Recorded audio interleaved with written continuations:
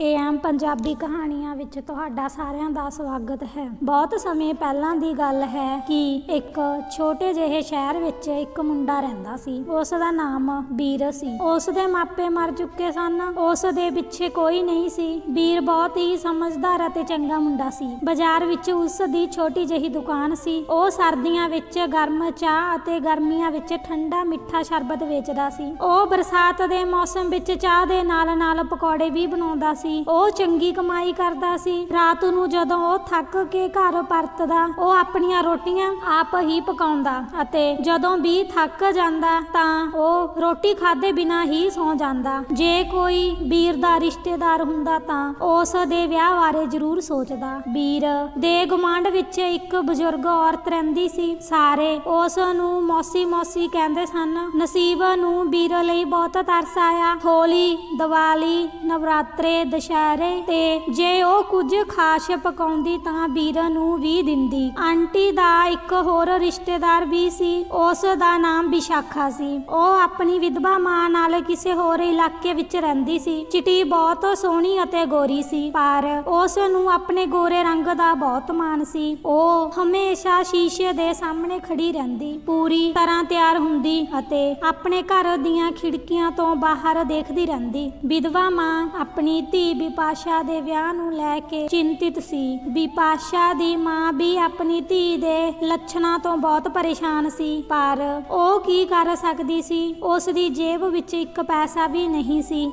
ਅਤੇ ਬਿਨਾਂ ਦਾਜ ਦੇ ਗਰੀਬ ਆਦਮੀ ਦੀ ਧੀ ਨਾਲ ਵਿਆਹ ਕੌਣ ਕਰੇਗਾ। ਇੱਕ ਦਿਨ ਉਹ ਨਸੀਬ ਮਾਸੀ ਨੂੰ ਮਿਲਣ ਸਾਡੇ ਇਲਾਕੇ ਵਿੱਚ ਆਈ।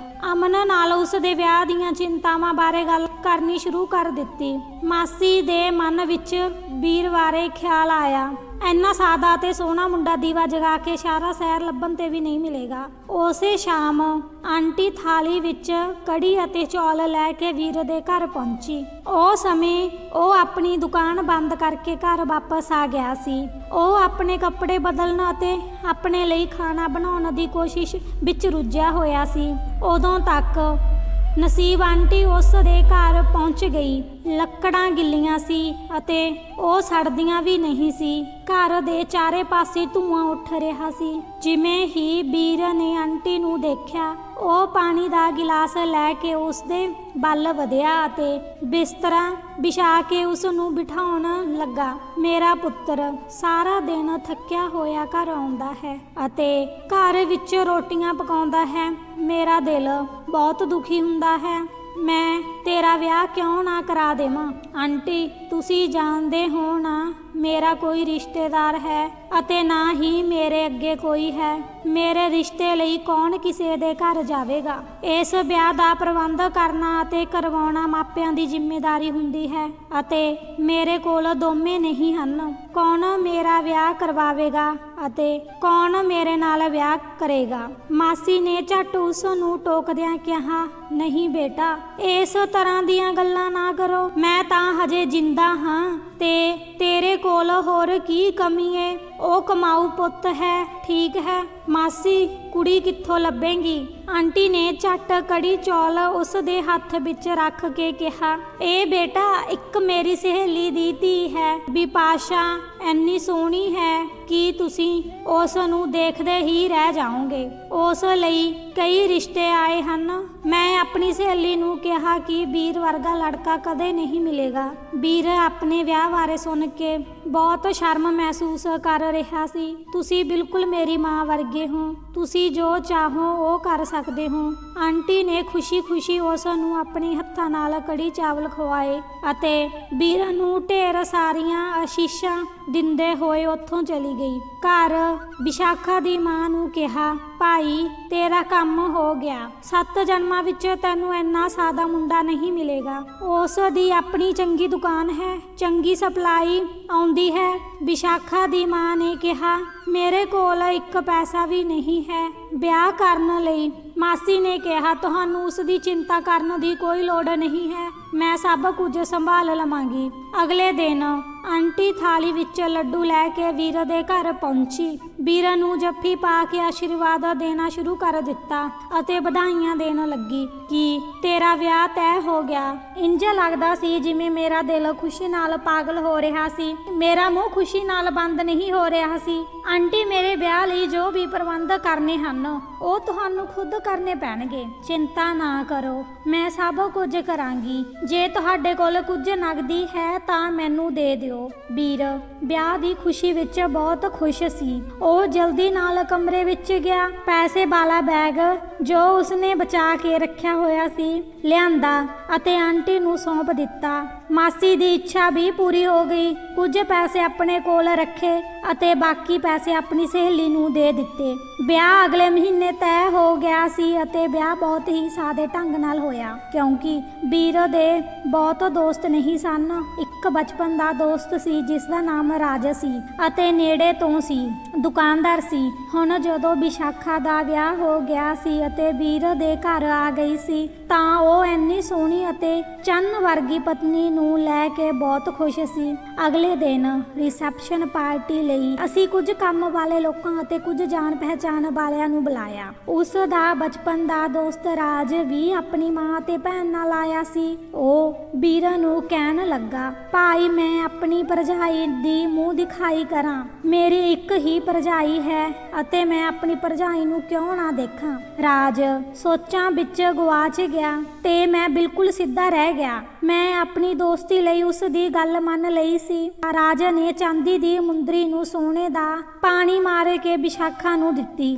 ਇੰਜ ਲੱਗ ਰਿਹਾ ਸੀ ਜਿਵੇਂ ਵਿਸ਼ਾਖਾ ਫੁੱਲੀ ਨਾ ਸਮਾ ਰਹੀ ਹੋਵੇ। ਵਿਸ਼ਾਖਾ ਨੂੰ ਅੱਜ ਤੱਕ ਕਿਸੇ ਨੇ ਇੰਨਾ ਅਨਮੋਲ ਤੋਹਫਾ ਨਹੀਂ ਦਿੱਤਾ ਸੀ। ਰਾਜ ਬਿਲਕੁਲ ਵੱਖਰੀ ਕਿਸਮ ਦਾ ਵਿਅਕਤੀ ਸੀ। ਉਹ ਥੋੜਾ ਜਿਹਾ ਬਦਮਾਸ਼ ਸੀ, ਅਮੀਰ ਪਰਿਵਾਰ ਤੋਂ ਆਇਆ ਸੀ ਅਤੇ ਇਕਲੌਤਾ ਲੜਕਾ ਸੀ। ਉਸ ਦੇ ਮਾਪਿਆਂ ਦਾ ਆਪਣਾ ਕਾਰੋਬਾਰ ਸੀ, ਪੈਸੇ ਦੀ ਕੋਈ ਕਮੀ ਨਹੀਂ ਸੀ। ਉਹ ਕੁਝ ਦੇਰ ਆਪਣੇ ਕਾਰਖਾਨੇ ਵਿੱਚ ਜਾ ਕੇ ਬੈਠਦਾ, ਫਿਰ ਸਾਰਾ ਦਿਨ ਘੁੰਮਦਾ ਰਹਿੰਦਾ। ਉਹ ਸਕੂਲ ਵਿੱਚ ਵੀਰ ਨਾਲ ਪੜ੍ਹਦਾ ਸੀ ਅਤੇ ਉਦੋਂ ਹੀ ਦੋਸਤ ਬਣ ਗਿਆ ਸੀ ਅਤੇ ਦੋਵਾਂ ਦੋਸਤਾਂ ਦੀਆਂ ਆਦਤਾਂ ਵਿੱਚ ਬਹੁਤ ਅੰਤਰ ਸੀ। ਮਿਲਣਸਾਰ, ਸਿੱਧਾ ਸਾਦਾ ਅਤੇ ਚੰਗਾ ਇਨਸਾਨ। ਉਹ ਸਭ ਨੂੰ ਆਪਣੇ ਵਰਗਾ ਸਮਝਦਾ ਸੀ ਅਤੇ ਹਰ ਕਿਸੇ ਤੇ ਭਰੋਸਾ ਕਰਦਾ ਸੀ। ਦੂਜੇ ਪਾਸੇ ਵਿਸ਼ਾਖਾ ਆਪਣੇ ਪਤੀ ਤੋਂ ਨਾਰਾਜ਼ ਸੀ ਕਿਉਂਕਿ ਉਹ ਬਹੁਤ ਸਾਦਾ ਸੀ ਅਤੇ ਨਕਲੀ ਨਹੀਂ ਸੀ। ਵਿਸ਼ਾਖਾ ਚਾਹੁੰਦੀ ਸੀ ਕਿ ਮੈਂ ਪੂਰੀ ਤਰ੍ਹਾਂ ਤਿਆਰ ਬੈਠਾਂ, ਵੀਰ ਮੇਰੀ ਤਾਰੀਫ ਕਰਦਾ ਰਹੇ, ਮੈਨੂੰ ਆਲੇ ਦੁਆਲੇ ਮੈਨੂੰ ਘੁੰਮਣ ਲੈ ਜਾਵੇ। ਵੀਰ ਉਸ ਨੂੰ ਬਹੁਤ ਪਿਆਰ ਕਰਦਾ ਸੀ ਪਰ ਨਾ ਤਾਂ ਵੀਰ ਵਿਸ਼ਾਖਾ ਦੀ ਤਾਰੀਫ ਕਰਨਾ ਚਾਹੁੰਦਾ ਸੀ ਅਤੇ ਨਾ ਹੀ ਉਸ ਨੂੰ ਪਤਾ ਸੀ ਕਿ ਆਪਣੀ ਪਤਨੀ ਦੇ ਅਜਿਹੇ ਚੁਟਕਲੇ ਢੰਗ ਨਾਲ ਕਿਵੇਂ ਨਿਬੜਨਾ ਹੈ। ਜੇ ਉਹ ਅਜਿਹਾ ਕਰੇ ਤਾਂ ਉਸ ਦੀ ਦੁਕਾਨ ਕਿਵੇਂ ਚੱਲੇਗੀ। ਪਰ ਹਰ ਦੂਜੇ ਜਾਂ ਤੀਜੇ ਦਿਨ ਉਹ ਆਪਣੀ ਪਤਨੀ ਲਈ ਕੋਈ ਨਾ ਕੋਈ ਤੋਹਫਾ ਜ਼ਰੂਰ ਲੈ ਕੇ ਆਉਂਦਾ, ਕਦੇ ਚੂੜੀਆਂ, ਕਦੇ ਸਾੜੀ। ਪਰ ਵਿਪਾਸ਼ਾ ਨੂੰ ਉਸ ਵੱਲੋਂ ਲਿਆਂਦੀ ਗਈ ਕੋਈ ਵੀ ਚੀਜ਼ ਪਸੰਦ ਨਹੀਂ ਆਈ ਅਤੇ ਉਹ ਕਹਿੰਦੀ ਸੀ ਕਿ ਮੇਰੇ ਕੋਲ ਉਸ ਮੁੰਦਰੀ ਤੋਂ ਇਲਾਵਾ ਕੋਈ ਸੋਨੇ ਦਾ ਗਹਿਣਾ ਨਹੀਂ ਹੈ ਜੋ ਰਾਜ ਨੇ ਮੈਨੂੰ ਨਿੱਜੀ ਤੌਰ ਤੇ ਦਿੱਤਾ ਸੀ। ਇਸ ਬਾਰੇ ਉਹ ਹਰ ਸਮੇਂ ਵੀਰ ਨੂੰ ਤਾਨੇ ਮਾਰਦੀ ਰਹਿੰਦੀ ਸੀ। ਸ਼ਾਮ ਨੂੰ ਜਦੋਂ ਉਹ ਘਰ ਆਉਂਦਾ ਹੈ ਤਾਂ ਉਸ ਨੂੰ ਖਾਣਾ ਵੀ ਨਹੀਂ ਮਿਲਦਾ। ਵਿਸ਼ਾਖਾ ਕਹਿੰਦੀ ਹੈ ਕਿ ਲੱਕੜਾਂ ਕਿੰਨੀਆਂ ਗਿੱਲੀਆਂ ਹੈ ਜੋ ਮੱਚਦੀਆਂ ਵੀ ਨਹੀਂ। ਮੇਰਾ ਸਿਰ ਦਰਦ ਕਰਦਾ ਹੈ ਅਤੇ ਮੇਰੀਆਂ ਅੱਖਾਂ ਚੋਂ ਸਾਰਾ ਸੁਰਮਾ ਨਿਕਲ ਜਾਂਦਾ ਹੈ। ਵੀਰ ਕਦੇ ਕਦੇ ਖੁਦ ਖਾਣਾ ਪਕਾਉਂਦਾ ਹੈ ਜਾਂ ਬਾਜ਼ਾਰ ਚੋਂ ਲੈ ਕੇ ਆਉਂਦਾ ਹੈ। ਪਰ ਉਸ ਦੀ ਪਤਨੀ ਦੇ ਆਉਣ ਨਾਲ ਉਸ ਨੂੰ ਅਹਿਸਾਸ ਹੋਣ ਲੱਗਾ ਕਿ ਉਹ ਆਪਣੀ ਪਤਨੀ ਨੂੰ ਖੁਸ਼ ਰੱਖਣ ਦੇ ਯੋਗ ਨਹੀਂ ਹੈ। ਦੂਜੇ ਪਾਸੇ ਜਦੋਂ ਉਹ ਦੁਕਾਨ ਤੇ ਜਾਂਦਾ ਤਾਂ ਉਸ ਦਾ ਦੋਸਤ ਰਾਜ ਉਸ ਦੇ ਪਿੱਛੋਂ ਵਾਪਸ ਆਉਂਦਾ ਅਤੇ ਵਿਸ਼ਾਖਾ ਲਈ ਮਠਿਆਈਆਂ ਤਾਂ ਉਸ ਦਾ ਦੋਸਤ ਰਾਜ ਉਸ ਦੇ ਪਿੱਛੋਂ ਵਿਸ਼ਾਖਾ ਲਈ ਮਠਿਆਈਆਂ ਅਤੇ ਮਹਿੰਗੇ ਤੋਹਫੇ ਲੈ ਕੇ ਆਉਂਦਾ ਅਤੇ ਵਿਸ਼ਾਖਾ ਬਹੁਤ ਖੁਸ਼ ਹੋ ਜਾਂਦੀ। ਹੌਲੀ ਹੌਲੀ ਬੇਵਕੂਫ ਵਿਸ਼ਾਖਾ ਰਾਜ ਦੇ ਜਾਲ ਵਿੱਚ ਫਸਣ ਲੱਗੀ। ਰਾਜ ਨੇ ਉਸ ਨੂੰ ਸਮਝਾਇਆ ਕਿ ਤੇਰੇ ਵਰਗੀ ਸੋਹਣੀ ਔਰਤ ਨੂੰ ਰਾਜਕੁਮਾਰੀ ਵਾਂਗ ਰਹਿਣਾ ਚਾਹੀਦਾ ਹੈ। ਤੂੰ ਇੱਥੇ ਇਸ ਨੰਗ ਅਤੇ ਭੁੱਖੇ ਨਾਲ ਫਸੀ ਹੋਈ ਹੈ। ਵਿਸ਼ਾਖਾ ਵੀ ਮਹਿਸੂਸ ਕਰਨ ਲੱਗੀ ਮੇਰੇ ਨਾਲ ਬੇਇਨਸਾਫੀ ਹੋਈ ਹੈ। ਉਸ ਦਾ ਵਿਆਹ ਇੱਕ ਗਰੀਬ ਆਦਮੀ ਨਾਲ ਹੋਇਆ ਸੀ। ਉਸ ਨੂੰ ਰਾਜ ਵਰਗੇ ਅਮੀਰ ਆਦਮੀ ਦੀ ਪਤਨੀ ਹੋਣਾ ਚਾਹੀਦਾ ਸੀ ਜੋ ਉਸ ਲਈ ਮਹਿੰਗੇ ਤੋਹਫੇ ਲੈ ਕੇ ਆਉਂਦਾ ਅਤੇ ਹਰ ਸਮੇਂ ਉਸ ਦੀ ਸੁੰਦਰਤਾ ਦੀ ਤਾਰੀਫ ਕਰਦਾ। ਅਤੇ ਰਾਜ ਨੇ ਉਸ ਨੂੰ ਆਪਣੇ ਪਤੀ ਨੂੰ ਇੱਥੋਂ ਵਿਦੇਸ਼ ਭੇਜਣ ਲਈ ਮਨਾ ਲਿਆ। ਹਾਂ, ਉਹ ਇੱਥੇ ਘੱਟ ਪੈਸੇ ਕਮਾਉਂਦਾ ਹੈ। ਜੇ ਉਹ ਵਿਦੇਸ਼ ਜਾਂਦਾ ਹੈ ਤਾਂ ਉਹ ਚੰਗੀ ਕਮਾਈ ਕਰੇਗਾ ਅਤੇ ਅਸੀਂ ਇੱਕ ਦੂਜੇ ਨੂੰ ਖੁੱਲ੍ਹ ਕੇ ਮਿਲਾਂਗੇ। ਵਿਸ਼ਾਖਾ ਨੇ ਵੀਰ ਨੂੰ ਵਿਦੇਸ਼ ਭੇਜਣ ਲਈ ਮਨਾ ਲਿਆ। ਉਹ ਬੋਲਣ ਲੱਗੀ ਕਿ ਇਸ ਚਾਹ ਪਾਣੀ ਦੀ ਦੁਕਾਨ ਨਾਲ ਸਾਡੇ ਖਰਚੇ ਨਹੀਂ ਚੱਲਦੇ। ਤੁਸੀਂ ਵਿਦੇਸ਼ ਜਾ ਕੇ ਕਿਸੇ ਤਰੀਕੇ ਨਾਲ ਪੈਸਾ ਕਮਾਓ ਤਾਂ ਕਿ ਸਾਡੀ ਜ਼ਿੰਦਗੀ ਵਧੀਆ ਬਣ ਜਾਵੇ ਅਤੇ ਸਾਨੂੰ ਇਸ ਤਰ੍ਹਾਂ ਨਾ ਰਹਿਣਾ ਪਵੇ। ਤੁਸੀਂ ਤੁਹਾਡੀ ਚਾਹ ਦੀ ਦੁਕਾਨ ਤੇ ਇੰਨੇ ਪੈਸੇ ਵੀ ਨਹੀਂ ਕਮਾ ਸਕਦੇ ਕਿ ਘਰ ਵਿੱਚ ਨੌਕਰਾਨੀ ਰੱਖ ਸਕਾਂ। ਮੈਂ ਸਾਰਾ ਦਿਨ ਘਰ ਦਾ ਕੰਮ ਕਰਕੇ ਥੱਕ ਜਾਂਦੀ ਹਾਂ। ਨਾ ਮੇਰੇ ਹੱਥਾਂ ਤੇ ਮਹਿੰਦੀ ਲੱਗੀ ਰਹਿੰਦੀ ਆ, ਨਾ ਅੱਖਾਂ ਵਿੱਚ ਕਾਜਲ। ਮੈਂ ਦਿਨ ਭਰ ਤੇਰੇ ਲਈ ਖਾਣਾ ਬਣਾਉਣ ਵਿੱਚ ਲੱਗੀ ਰਹਿੰਦੀ ਆ। ਮਾਂ ਦੇ ਘਰ ਵੀ ਮੈਂ ਕਦੇ ਇੰਨਾ ਕੰਮ ਨਹੀਂ ਕੀਤਾ ਸੀ। ਵਿਸ਼ਾਖਾ ਦੀਆਂ ਰੋਜ਼ਾਨਾ ਦੀਆਂ ਸ਼ਿਕਾਇਤਾਂ ਤੋਂ ਤੰਗ ਆ ਕੇ ਵੀਰ ਨੇ ਵਿਦੇਸ਼ ਜਾ ਕੇ ਪੈਸੇ ਕਮਾਉਣ ਬਾਰੇ ਸੋਚਿਆ। ਰਾਜ ਨੂੰ ਆਪਣਾ ਸਭ ਤੋਂ ਚੰਗਾ ਦੋਸਤ ਸਮਝ ਕੇ ਉਸ ਦੀ ਸਲਾਹ ਲਈ। ਇੰਜ ਜਾਪਦਾ ਸੀ ਜਿਵੇਂ ਉਹ ਉਸ ਨਾਲ ਸਹਿਮਤ ਹੋ ਗਿਆ ਅਤੇ ਬੇਕਾਰ ਦੇ ਆਈਡੀਏ ਵੀ ਦੇਣ ਲੱਗਾ। ਵੀਰ ਨੇ 1 ਸਾਲ ਲਈ ਆਪਣੀ ਦੁਕਾਨ ਆਪਣੇ ਗੁਆਂਢ ਵਿੱਚ ਕਿਸੇ ਨੂੰ ਦੇ ਦਿੱਤੀ ਸੀ। ਉਸ ਦੁਕਾਨ ਤੋਂ ਮਿਲੇ ਪੈਸਿਆਂ ਨਾਲ ਉਹ ਜਾਣ ਲਈ ਤਿਆਰ ਹੋ ਗਿਆ। ਪਤਨੀ ਨੇ ਝੂਠੇ ਹੰਝੂ ਬਹਾਏ ਅਤੇ ਕਿਹਾ ਕਿ ਜਦੋਂ ਤੁਸੀਂ ਘਰ ਵਾਪਸ ਆਓਗੇ ਤਾਂ ਸਾਡੇ ਦਿਨ ਵੱਖਰੇ ਹੋਣਗੇ। ਮੈਂ ਤੁਹਾਡੇ ਚੰਗੇ ਭਵਿੱਖ ਲਈ ਤੁਹਾਡੀ ਦੂਰੀ ਨੂੰ ਬਰਦਾਸ਼ਤ ਕਰਾਂਗੀ। ਭਰੇ ਮਨ ਨਾਲ ਵਿਦੇਸ਼ ਜਾਣ ਸਮੇਂ ਵੀਰ ਨੇ ਰਾਜ ਨੂੰ ਕਿਹਾ ਕਿ ਕਿਰਪਾ ਕਰਕੇ ਆਪਣੀ ਭਾਬੀ ਦਾ ਵੀ ਖਿਆਲ ਰੱਖੋ। ਮੈਂ ਵਿਸ਼ਾਖਾ ਨੂੰ ਤੁਹਾਡੇ ਭਰੋਸੇ ਤੇ ਛੱਡ ਕੇ ਜਾ ਰਿਹਾ ਹਾਂ। ਉਸ ਨੂੰ ਕੋਈ ਪਰੇਸ਼ਾਨੀ ਨਾ ਆਵੇ। ਰਾਜ ਨੇ ਵੀਰ ਨੂੰ ਭਰੋਸਾ ਦਿਲਾਇਆ ਕਿ ਉਹ ਬਿਨਾਂ ਕਿਸੇ ਚਿੰਤਾ ਦੇ ਚਲੇ ਜਾਣ। ਮੈਂ ਭਾਬੀ ਨੂੰ ਕੋਈ ਮੁਸ਼ਕਿਲ ਨਹੀਂ ਆਉਣ ਦੇਵਾਂਗਾ। ਉਹਨਾਂ ਸਮਿਆਂ ਵਿੱਚ ਇਹ ਸਾਲ ਪਲਕ ਝਪਕਦੇ ਹੀ ਲੰਘ ਜਾਵੇਗਾ। ਵੀਰ ਘਰੋਂ ਰਵਾਨਾ ਹੋ ਗਿਆ। ਉਸ ਸਮੇਂ ਰੇਲ ਅਤੇ ਕਾਰਾਂ ਨਹੀਂ ਹੁੰਦੀਆਂ ਸਨ। ਲੋਕ ਬੈਲ ਗੱਡੀਆਂ ਤੇ ਛੋਟਾ ਸਫ਼ਰ ਕਰਦੇ ਸਨ। 1 ਮਹੀਨੇ ਦੇ ਸਫ਼ਰ ਵਿੱਚ ਉਹ ਆਸਮ ਸ਼ਹਿਰ ਦੇ ਬਾਜ਼ਾਰ ਵਿੱਚ ਪਹੁੰਚ ਗਿਆ। ਮਾਲਕ ਇੱਕ ਬੁੱਢਾ ਆਦਮੀ ਸੀ। ਉਸ ਨੇ ਵੀਰ ਨੂੰ ਆਪਣੇ ਬਾਜ਼ਾਰ ਵਿੱਚ ਰਹਿਣ ਲਈ ਇੱਕ ਕਮਰਾ ਦੇ ਦਿੱਤਾ। ਉਹ ਆਪਣੀ ਦੋਵੇਂ ਟਾਈਮ ਦਾ ਭੋਜਨ ਬਾਜ਼ਾਰ ਵਿੱਚ ਖਾਂਦਾ ਹੈ ਅਤੇ ਜਦੋਂ ਮੰਡੀ ਦੇ ਮਾਲਕ ਨੂੰ ਪਤਾ ਲੱਗਾ ਕਿ ਉਹ ਇੰਨੀ ਦੂਰ ਤੋਂ ਇੱਥੇ ਪੈਸੇ ਕਮਾਉਣ ਆਇਆ ਹੈ, ਉਸ ਨੇ ਸਮਝਾਇਆ, ਬੇਟਾ ਤੁਸੀਂ ਬਹੁਤ ਚੰਗੇ ਇਨਸਾਨ ਲੱਗਦੇ ਹੋ। ਧਿਆਨ ਰੱਖੋ, ਇਸ ਸ਼ਹਿਰ ਦਾ ਨਾਮ ਅੰਧੇਰੀ ਨਗਰੀ ਹੈ। ਇੱਥੋਂ ਦਾ ਰਾਜਾ ਪੂਰਾ ਧੋਖੇਬਾਜ਼ ਹੈ। ਇਸੇ ਕਰਕੇ ਇੱਥੇ ਭੋਲੇ ਭਾਲੇ ਲੋਕਾਂ ਅਤੇ ਯਾਤਰੀਆਂ ਨਾਲ ਬਹੁਤ ਠੱਗੀ ਹੁੰਦੀ ਹੈ। ਵੀਰ ਨੇ ਜਵਾਬ ਦਿੱਤਾ, ਬਾਬਾ ਮੈਂ ਤੁਹਾਡੀ ਗੱਲ ਤੇ ਪੂਰਾ ਧਿਆਨ ਦੇਵਾਂਗਾ। ਮੈਂ 2-4 ਦਿਨਾਂ ਵਿੱਚ ਸ਼ਹਿਰ ਵਿੱਚ ਘੁੰਮਣ ਦਾ ਸੋਚਿਆ ਅਤੇ ਪਹਿਲਾਂ ਇੱਥੋਂ ਦੇ ਹਾਲਾਤ ਨੂੰ ਸਮਝ ਲਵਾਂ। ਉਸ ਤੋਂ ਬਾਅਦ ਮੈਂ ਕੁਝ ਕੰਮ ਸ਼ੁਰੂ ਕਰਾਂਗਾ। ਉਸ ਦੇ ਕਮਰੇ ਵਿੱਚੋਂ ਖਾ ਪੀ ਕੇ ਵੀਰ ਬਾਜ਼ਾਰ ਦਾ ਹਾਲ ਚਾਲ ਦੇਖਣ ਚਲਾ ਗਿਆ। ਕੰਮ ਕਰਨਾ ਚਾਹੀਦਾ ਹੈ। ਥੋੜੀ ਦੂਰ ਜਾ ਕੇ ਉਸ ਨੂੰ ਨਾਈ ਦੀ ਦੁਕਾਨ ਦਿਖਾਈ ਦਿੱਤੀ। ਸੋਚਿਆ, ਮੇਰੇ ਵਾਲ ਥੋੜੇ ਜਿਹੇ ਵੱਧ ਗਏ ਹਨ। ਸਫ਼ਰ ਦੌਰਾਨ ਵਾਲ ਕੱਟਣ ਦਾ ਮੌਕਾ ਨਹੀਂ ਮਿਲਿਆ। ਪਹਿਲਾਂ ਮੈਂ ਸ਼ੇਵ ਕਰਵਾ ਲਵਾਂ ਅਤੇ ਆਪਣੇ ਵਾਲ ਕਟਵਾ ਲਵਾਂ। ਨਾਈ ਦੀ ਦੁਕਾਨ ਤੇ ਜਾ ਕੇ ਕਿਹਾ, ਬਾਈ ਮੈਂ ਵਾਲ ਕਟਵਾਉਣੇ ਹੈ। ਨਾਈ ਨੇ ਕਿਹਾ, ਬੈਠ ਜਾ। ਵੀਰ ਨੇ ਪੁੱਛਿਆ ਕਿੰਨਾ ਖਰਚਾ ਪਵੇਗਾ ਬਾਈ? ਨਾ ਹੀ ਉਸਨੇ ਕੁਝ ਕਿਹਾ, ਪਰ ਜੋ ਸਮਝ ਆਵੇ ਉਹ ਦੇ ਦੇਈਂ। ਅੰਕਲ ਨੇ ਮੈਨੂੰ ਐਵੇਂ ਹੀ ਡਰਾਇਆ ਸੀ, ਪਰ ਇੱਥੇ ਸਭ ਕੁਝ ਠੀਕ ਹੈ। ਵਾਲ ਕੱਟਣ ਤੋਂ ਬਾਅਦ ਵੀਰ ਨੇ ਉਸ ਨੂੰ ਪੈਸੇ ਦੇ ਦਿੱਤੇ। ਨਾਈ ਨੇ ਪੁੱਛਿਆ ਇਹ ਕੀ ਹੈ? ਵੀਰ ਨੇ ਜਵਾਬ ਦਿੱਤਾ ਕਿ ਪੈਸੇ ਨਹੀਂ ਲਵੇਗਾ, ਮੈਂ ਤੁਹਾਨੂੰ ਕਿਹਾ ਕਿ ਮੈਨੂੰ ਕੁਝ ਚਾਹੀਦਾ ਹੈ। ਵੀਰ ਬਹੁਤ ਹੈਰਾਨ ਹੈ। ਉਸ ਨੇ ਰਕਮ ਵਧਾ ਦਿੱਤੀ, ਦੁੱਗਣੀ ਕੀਤੀ, 3 ਗੁਣਾ ਕਰ ਦਿੱਤੀ, ਪਰ ਉਸ ਨੂੰ ਸਿਰਫ ਕੁਝ ਚਾਹੀਦਾ ਹੈ। ਵੀਰ ਨੇ ਦੁਕਾਨ ਤੇ ਆਏ ਕਈ ਲੋਕਾਂ ਦੇ ਸਾਹਮਣੇ ਆਪਣਾ ਪੱਖ ਪੇਸ਼ ਕੀਤਾ, ਪਰ ਸਾਰਿਆਂ ਨੇ ਕਿਹਾ ਕਿ ਜੇਕਰ ਕਿਸੇ ਗੱਲ ਤੇ ਫੈਸਲਾ ਹੋ ਗਿਆ ਹੈ ਤਾਂ ਕੁਝ ਚੀਜ਼ਾਂ ਹੀ ਦਿਓ। ਆਖਰ ਵੀਰ ਨੂੰ ਬਾਜ਼ਾਰ ਵਿੱਚ ਚਾਚਾ ਚੇਤੇ ਆ ਗਿਆ। ਵੀਰ ਨੇ ਸੋਚਿਆ ਕਿ ਉਹ ਹੀ ਇਸ ਸਮੱਸਿਆ ਤੋਂ ਬਾਹਰ ਕੱਢ ਸਕਦਾ ਹੈ। ਉਸ ਨੇ ਨਾਈ ਨੂੰ ਕਿਹਾ ਕਿ ਤੂੰ ਮੇਰੇ ਨਾਲ ਚੱਲ, ਮੈਂ ਘਰ ਪਹੁੰਚ ਕੇ ਤੈਨੂੰ ਕੁਝ ਦੇ ਸਕਦਾ ਹਾਂ। ਵੀਰ ਨਾਈ ਨਾਲ ਬਾਜ਼ਾਰ ਪਹੁੰਚ ਗਿਆ। ਉੱਥੇ ਮੈਂ ਆਪਣੇ ਚਾਚੇ ਨੂੰ ਸਾਰੀ ਘਟਨਾ ਦੱਸੀ। ਚਾਚੇ ਨੇ ਨਾਈ ਨੂੰ ਕਿਹਾ ਤੁਸੀਂ ਸਵੇਰੇ ਆ ਜਾਓ, ਹੁਣ ਸਾਡੇ ਕੋਲ ਕੁਝ ਨਹੀਂ ਹੈ, ਕੱਲ ਅਸੀਂ ਮੰਗ ਲਿਆਵਾਂਗੇ। ਉਹ ਗਿਆ ਤਾਂ ਚਾਚੇ ਨੇ ਵੀਰ ਨੂੰ ਕਿਹਾ ਕਿ ਇਹ ਹਨੇਰਾ ਸ਼ਹਿਰ ਹੈ,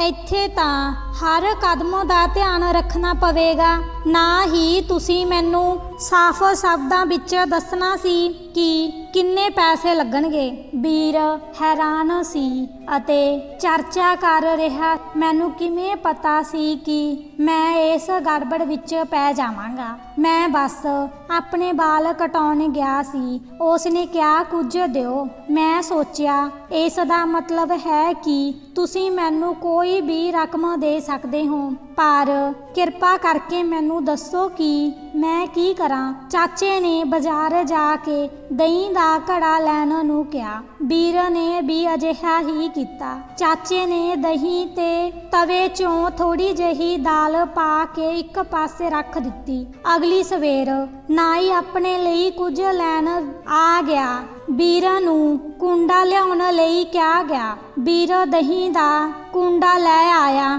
ਅਤੇ ਚਾਚੇ ਨੇ ਉਸ ਨੂੰ ਨਾਈ ਨੂੰ ਦੇਣ ਲਈ ਕਿਹਾ। ਨਾਈ ਨੇ ਕਿਹਾ ਮੈਂ ਇਸ ਦਾ ਕੀ ਕਰਾਂ? ਚਾਚੇ ਨੇ ਪੁੱਛਿਆ ਕਿ ਇਸ ਵਿੱਚ ਕੀ ਹੈ? ਨਾਈ ਨੇ ਕਿਹਾ ਕਿ ਇਸ ਵਿੱਚ ਕੁਝ ਕਾਲਾ ਸੀ। ਚਾਚੇ ਨੇ ਬਸ ਉਸ ਨੂੰ ਅਤੇ ਚੱਲਣ ਲਈ ਕਿਹਾ। ਤੁਹਾਨੂੰ ਕੁਝ ਚਾਹੀਦਾ ਸੀ, ਇਸ ਵਿੱਚ ਕੁਝ ਨੂੰ ਲੈ ਕੇ ਚਲੇ ਜਾਓ। ਨਿੱਕੇ ਜਿਹੇ ਮੂੰਹ ਨਾਲ ਉਹ ਟਰੰਕ ਚੁੱਕ ਕੇ ਚਲਾ ਗਿਆ। ਵੀਰ ਨੇ ਚਾਚੇ ਦਾ ਦਿਲੋਂ ਧੰਨਵਾਦ ਕੀਤਾ ਅਤੇ ਉਸ ਦੇ ਪੈਰੀ ਪੈ ਗਿਆ। 2-4 ਦਿਨਾਂ ਤੋਂ ਵੀਰ ਆਪਣੇ ਕਮਰੇ ਤੋਂ ਬਾਹਰ ਨਹੀਂ ਆਇਆ। ਪਰ ਮੈਂ ਵਿਦੇਸ਼ ਵਿੱਚ ਬੈਠਣ ਲਈ ਨਹੀਂ ਆਇਆ ਸੀ, ਮੈਂ ਕੁਝ ਕੰਮ ਕਰਨਾ ਸੀ ਅਤੇ ਬਾਹਰ ਵੀ ਜਾਣਾ ਸੀ। ਇਸ ਲਈ ਮੈਂ 2-3 ਦਿਨਾਂ ਬਾਅਦ ਦੁਬਾਰਾ ਬਾਹਰ ਨਿਕਲਿਆ ਕਿ ਬਾਜ਼ਾਰ ਵਿੱਚ ਕੀ ਕਰਨਾ ਹੈ ਅਤੇ ਮੈਂ ਆਪਣੇ ਨਾਲ ਕੀ ਲਿਆਇਆ ਸੀ। ਵੇਚਣਾ ਪੈਂਦਾ ਸੀ ਤੇ ਦੁਕਾਨ ਵੱਲ ਦੇਖਣਾ ਪੈਂਦਾ ਸੀ। ਇਸ ਦੇ ਬਾਹਰ ਇੱਕ ਵੱਡਾ ਸ਼ੀਸ਼ਾ ਸੀ। ਇੱਕ ਕਾਲਾ ਆਦਮੀ ਸ਼ੀਸ਼ੇ ਵਿੱਚ ਦੇਖ ਰਿਹਾ ਸੀ ਅਤੇ ਬਹੁਤ ਮਾੜੇ ਚਿਹਰੇ ਬਣਾ ਰਿਹਾ ਸੀ। ਵੀਰ ਉਸ ਦੀ ਹਰਕਤ ਦੇਖ ਕੇ ਹੱਸਣ ਲੱਗ ਪਿਆ। ਉਸ ਨੇ ਮੁੜ ਕੇ ਉਸ ਨੂੰ ਕਾਲਰ ਤੋਂ ਫੜ ਲਿਆ। ਕਿਆ ਤੁਸੀਂ ਮੈਨੂੰ ਅੱਖਾਂ ਕੱਢ ਰਹੇ ਹੋ? ਵੀਰ ਦੰਗ ਰਹਿ ਗਿਆ। ਮੈਂ ਬਹੁਤ ਸਮਝਾਇਆ ਕਿ ਭਾਈ ਮੈਂ ਪਰਦੇਸੀ ਹਾਂ, ਹੁਣੇ ਤੇਰੇ ਸ਼ਹਿਰ ਆਇਆ ਹਾਂ, ਮੈਂ ਤੁਹਾਨੂੰ ਅੱਖਾਂ ਕਿਉਂ ਕੱਢਾਂਗਾ? ਪਰ ਉਸ ਨੇ ਮੇਰੀ ਇੱਕ ਗੱਲ ਨਾ ਸੁਣੀ। ਕੁਝ ਦੇਰ ਵਿੱਚ ਹੀ ਬੜੀ ਭੀੜ ਇਕੱਠੀ ਹੋ ਗਈ। ਹੈਰਾਨੀ ਦੀ ਗੱਲ ਇਹ ਸੀ ਕਿ ਉੱਥੇ ਮੌਜੂਦ ਹਰ ਕੋਈ ਉਸ ਨਾਲ ਸਹਿਮਤ ਸੀ ਅਤੇ ਉਸ ਦੀ ਵਕਾਲਤ ਕਰ ਰਿਹਾ ਸੀ ਅਤੇ ਹਰ ਕੋਈ ਵੀਰ ਨੂੰ ਉਸ ਦੀਆਂ ਅੱਖਾਂ ਦੀ ਰੋਸ਼ਨੀ ਵਾਪਸ ਕਰਨ ਲਈ ਜ਼ੋਰ ਦੇ ਰਿਹਾ ਸੀ। ਵੀਰ ਨੇ ਉਸ ਤੋਂ ਮਾਫੀ ਮੰਗੀ ਅਤੇ ਉੱਥੋਂ ਚਲਾ ਗਿਆ। ਵੀਰ ਨੇ ਚਾਚੇ ਵੱਲ ਦੇਖਿਆ ਅਤੇ ਉਹਨਾਂ ਦਾ ਹੱਥ ਚੁੰਮਿਆ ਅਤੇ ਕਿਹਾ ਕਿ ਚਾਚਾ ਜੀ, ਮੈਂ ਤੁਹਾਡੀ ਸਿਆਣਪ ਨੂੰ ਸਲਾਮ ਕਰਦਾ ਹਾਂ। ਤੁਸੀਂ 2 ਵਾਰ ਮੇਰੀ ਜਾਨ ਬਚਾਈ ਹੈ। ਚਾਚੇ ਨੇ ਕਿਹਾ ਕਿ ਹੁਣ ਇਸ ਸ਼ਹਿਰ ਵਿੱਚ ਆ ਕੇ ਤੁਸੀਂ ਫਸ ਗਏ ਹੋ, ਇਸ ਲਈ ਆਪਣੇ ਕੰਮ ਤੇ ਧਿਆਨ ਰੱਖੋ ਅਤੇ ਬਾਕੀ ਸਭ ਕੁਝ ਕਰਨ ਲਈ ਗੂੰਗਾ, ਬੋਲਾ ਅਤੇ ਅੰਨਾ ਬਣੋ। ਵੀਰ ਨੇ ਚਾਚੇ ਦੀ ਗੱਲ ਨੂੰ ਆਪਣੇ ਲੜ ਬੰਨ੍ਹ ਲਿਆ ਅਤੇ ਮਾਰਕੀਟ ਵਿੱਚ ਇੱਕ ਸਪਲਾਇਰ ਬਣ ਗਿਆ। ਇਸ ਵਿੱਚ ਉਸ ਨੂੰ ਕਾਫੀ ਮੁਨਾਫਾ ਹੋਇਆ।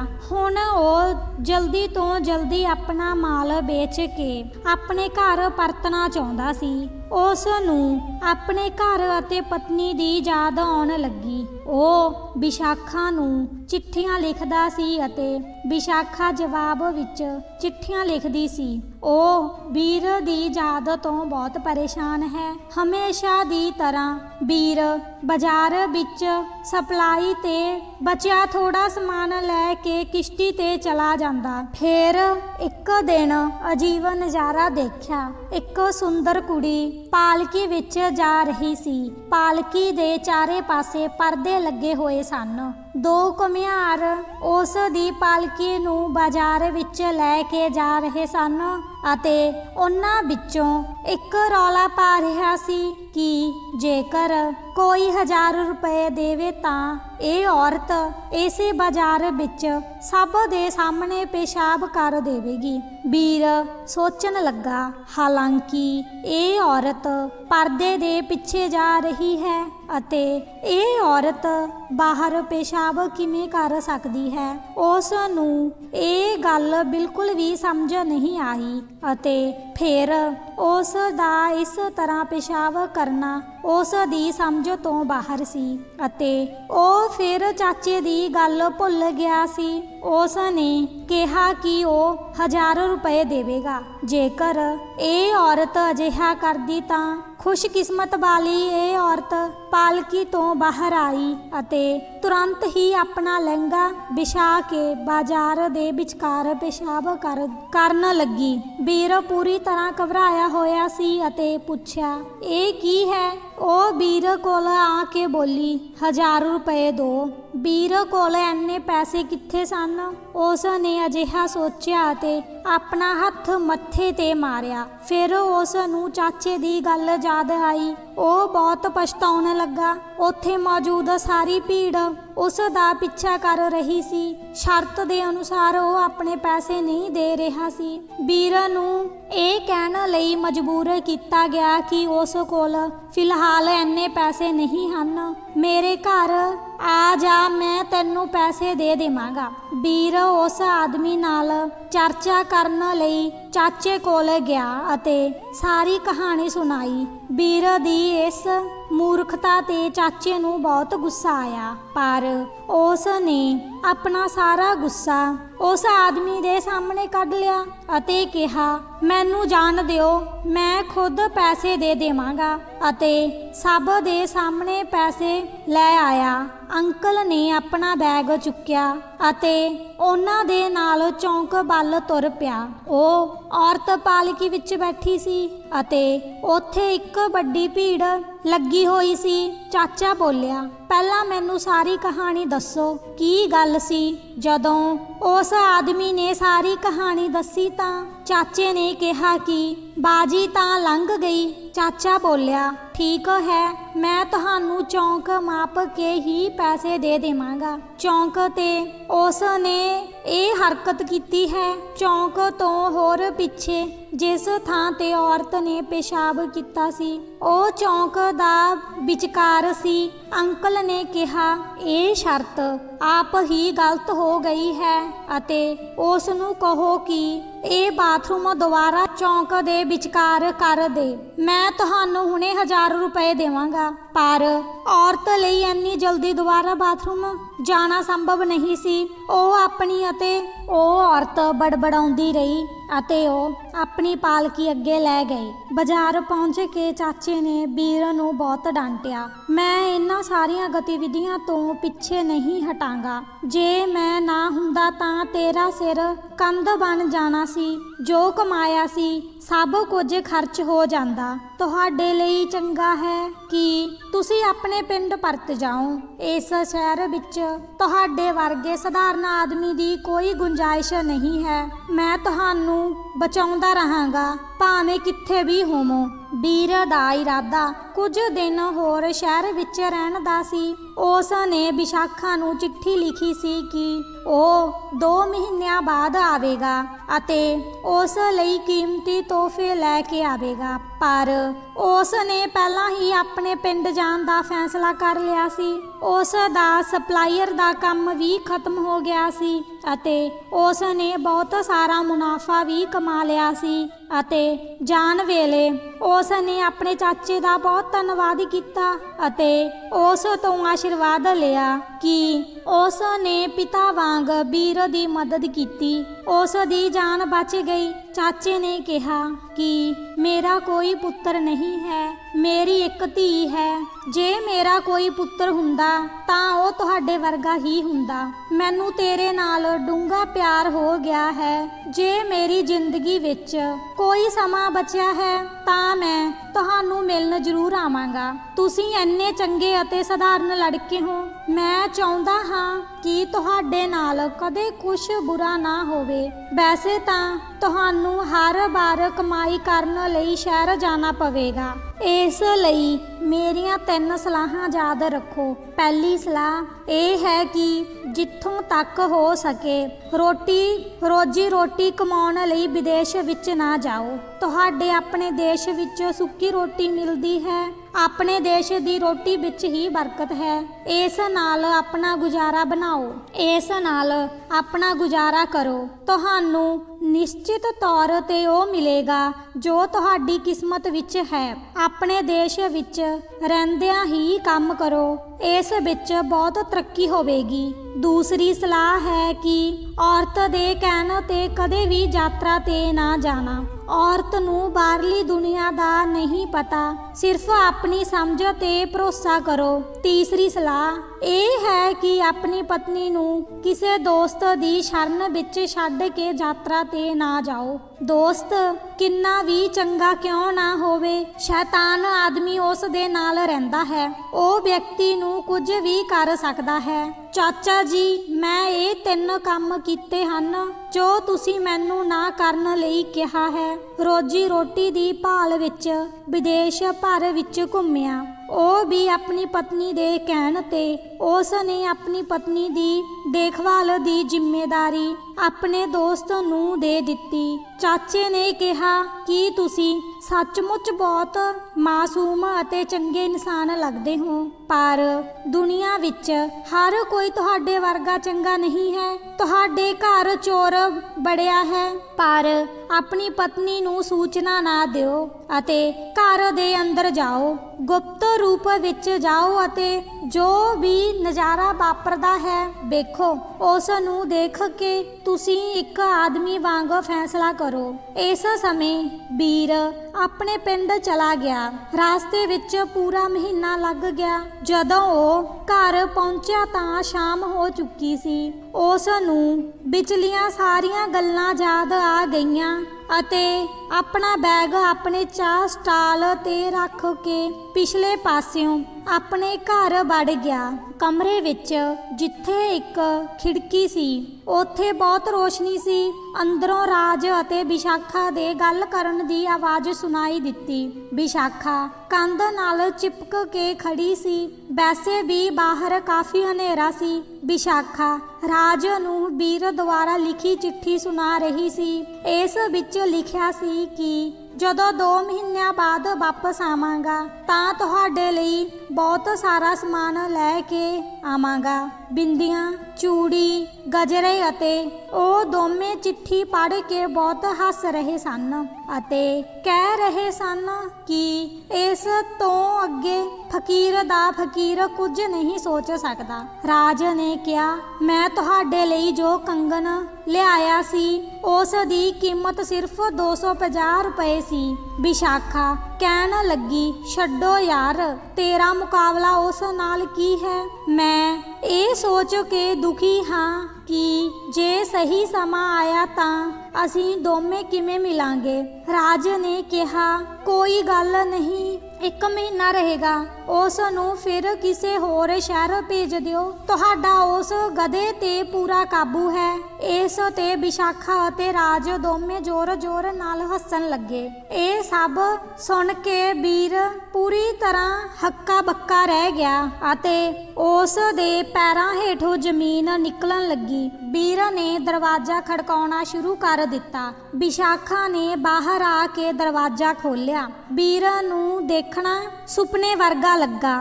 ਵੀਰ ਦੀ ਹਾਲਤ ਅਜਿਹੀ ਸੀ ਕਿ ਜੇ ਉਸ ਨੂੰ ਵੱਢ ਦਿੱਤਾ ਜਾਵੇ ਤਾਂ ਖੂਨ ਨਹੀਂ ਨਿਕਲੇਗਾ। ਉਸ ਦੇ ਪਿੱਛੇ ਰਾਜ ਵੀ ਬਾਹਰ ਆ ਗਿਆ ਅਤੇ ਜਦੋਂ ਉਸ ਨੇ ਵੀਰ ਵੱਲ ਦੇਖਿਆ ਤਾਂ ਉਹ ਹੈਰਾਨ ਰਹਿ ਗਿਆ। ਬੜੀ ਮੁਸ਼ਕਿਲ ਨਾਲ ਉਸ ਨੇ ਆਪਣੇ ਆਪ ਨੂੰ ਕਾਬੂ ਕੀਤਾ ਅਤੇ ਕਿਹਾ ਕਿ ਉਹ ਆਪਣੀ ਭਰਜਾਈ ਦਾ ਹਾਲ ਚਾਲ ਪੁੱਛਣ ਆਇਆ ਹੈ। ਉਸ ਨੂੰ ਕਿਸੇ ਚੀਜ਼ ਦੀ ਲੋੜ ਨਹੀਂ। ਵੀਰ ਦਾ ਮਨ ਉਸ ਦਾ ਚਿਹਰਾ ਪਾੜ ਦੇਣਾ ਚਾਹੁੰਦਾ ਸੀ। ਜੇ ਹੈ ਤਾਂ ਇਸ ਨੂੰ ਆਪਣੇ ਨਾਲ ਲੈ ਜਾਓ ਜੋ ਤੁਸੀਂ ਆਪਣੀਆਂ ਲੋੜਾਂ ਪੂਰੀਆਂ ਕਰ ਸਕੋ। ਮੇਰਾ ਹੁਣ ਇਸ ਨਾਲ ਕੋਈ ਲੈਣਾ ਦੇਣਾ ਨਹੀਂ ਹੈ। ਮੈਂ ਉਸ ਨੂੰ ਤਲਾਕ ਦੇ ਦੇਵਾਂਗਾ। ਵਿਸ਼ਾਖਾ ਉੱਚੀ ਉੱਚੀ ਰੋਣ ਲੱਗੀ। ਰਾਜ ਨੇ ਚੋਰੀ ਦੀ ਆਲੋਚਨਾ ਕਰਦੇ ਹੋਏ ਕਿਹਾ, ਅੱਜ ਕੱਲ ਭ੍ਰਿਸ਼ਟਾਚਾਰ ਦਾ ਸਮਾਂ ਹੈ। ਤੇਰੇ ਜਾਣ ਤੋਂ ਬਾਅਦ ਮੈਂ ਆਪਣੀ ਭਾਬੀ ਦਾ ਬਹੁਤ ਖਿਆਲ ਰੱਖਿਆ। ਰੌਲਾ ਸੁਣ ਕੇ ਆਸ-ਪਾਸ ਦੇ ਲੋਕ ਇਕੱਠੇ ਹੋ ਗਏ। ਸਾਰਿਆਂ ਨੇ ਵੀਰ ਨੂੰ ਕਿਹਾ ਕਿ ਤੂੰ ਬਹੁਤ ਚੰਗਾ ਕੀਤਾ। ਇਹ ਬੇਵਫਾ ਔਰਤ ਹੈ ਪਰ ਤੇਰੇ ਖਾਤਰ ਚੁੱਪ ਰਹੇ। ਵੀਰ ਰਾਜ ਤਾਂ ਅਮੀਰ ਹੈ। ਸਾਡੇ ਵੀ ਧੀਆਂ ਭੈਣਾਂ ਨੇ। ਜਦੋਂ ਰਾਜ ਦੇ ਮਾਤਾ ਪਿਤਾ ਨੂੰ ਆਪਣੇ ਬੇਟੇ ਦੀ ਹਰਕਤ ਦਾ ਪਤਾ ਲੱਗਾ ਤਾਂ ਉਹ ਵੀ ਸ਼ਰਮਸਾਰ ਹੋ ਗਏ। ਵੀਰ ਨੇ ਰਾਜ ਦੇ ਮਾਤਾ ਪਿਤਾ ਨੂੰ ਕਿਹਾ ਕਿ ਉਹ ਰਾਜ ਅਤੇ ਵੀਰ ਦਾ ਵਿਆਹ ਕਰਵਾ ਦੇਣ। ਇਸੇ ਹੰਗਾਮੇ ਵਿੱਚ ਅੱਧੀ ਰਾਤ ਹੋ ਗਈ। ਵੀਰ ਇੰਨੀ ਦੂਰ ਦਾ ਸਫ਼ਰ ਤੈਅ ਕਰਕੇ ਆਇਆ ਸੀ। ਉਹ ਥੱਕਿਆ ਹੋਇਆ ਸੀ ਪਰ ਜਦੋਂ ਉਸ ਨੇ ਆਪਣੀ ਬੇਵਫਾ ਪਤਨੀ ਨੂੰ ਦੇਖਿਆ ਤਾਂ ਉਹ ਪੂਰੀ ਤਰ੍ਹਾਂ ਹੈਰਾਨ ਹੋ ਗਿਆ। ਉਹ 2 ਦਿਨਾਂ ਤੋਂ ਘਰੋਂ ਬਾਹਰ ਨਹੀਂ ਆਇਆ। ਅੰਧੇਰ ਨਗਰੀ ਤੋਂ ਆਏ ਚਾਚੇ ਅਤੇ ਉਹਨਾਂ ਦੀਆਂ ਗੱਲਾਂ ਪੂਰੀ ਤਰ੍ਹਾਂ ਸੱਚ ਸਾਬਤ ਹੋਈਆਂ ਅਤੇ ਕਿਸੇ ਤਰ੍ਹਾਂ ਮਹੀਨਾ ਬੀਤ ਗਿਆ ਕਿਉਂਕਿ ਪਰ ਮੈਨੂੰ ਚਾਚੇ ਦੀ ਬਹੁਤ ਯਾਦ ਆ ਰਹੀ ਸੀ। ਜੇਕਰ ਤੁਹਾਡਾ ਕੰਮ ਵਿੱਚ ਮਨ ਨਹੀਂ ਲੱਗਦਾ ਤਾਂ ਵਾਪਸ ਆ ਜਾਓ। ਵਿਸ਼ਾਖਾ ਰਾਜ ਨੂੰ ਛੱਡ ਕੇ ਆਪਣੇ ਪੇਕੇ ਚਲੀ ਗਈ ਸੀ ਅਤੇ ਆਪਣੀ ਖੂਬਸੂਰਤੀ ਨਾਲ ਲੋਕਾਂ ਦਾ ਦਿਲ ਜਿੱਤਣ ਲੱਗੀ ਹੋਈ ਸੀ। ਜੇਕਰ ਤੁਹਾਨੂੰ ਸਾਡੀ ਕਹਾਣੀ ਚੰਗੀ ਲੱਗੀ ਤਾਂ ਵੀਡੀਓ ਨੂੰ ਜ਼ਰੂਰ ਲਾਈਕ ਕਰੋ। ਇਸ ਨੂੰ ਆਪਣੇ ਦੋਸਤਾਂ ਨਾਲ ਵੀ ਸਾਂਝਾ ਕਰੋ ਅਤੇ ਹਾਂ, ਜੇਕਰ ਤੁਸੀਂ ਅਜੇ ਤੱਕ ਸਾਡੇ ਚੈਨਲ ਨੂੰ ਸਬਸਕ੍ਰਾਈਬ ਨਹੀਂ ਕੀਤਾ ਤਾਂ ਜ਼ਰੂਰ ਸਬਸਕ੍ਰਾਈਬ ਕਰੋ। ਸਾਡੀ ਕੱਲ੍ਹ ਦੀ ਇੱਕ ਨਵੀਂ ਦਿਲਚਸਪ ਕਹਾਣੀ ਦੇ ਨਾਲ ਆਪਣਾ ਪਿਆਰ ਹਮੇਸ਼ਾ ਮੇਰੇ ਉੱਤੇ ਬਣਾਈ ਰੱਖੋ। ਸਭ ਨੂੰ ਮੇਰੀਆਂ ਪਿਆਰ ਭਰੀਆਂ ਸ਼ੁਭਕਾਮਨਾਵਾਂ ਦੋਸਤੋ।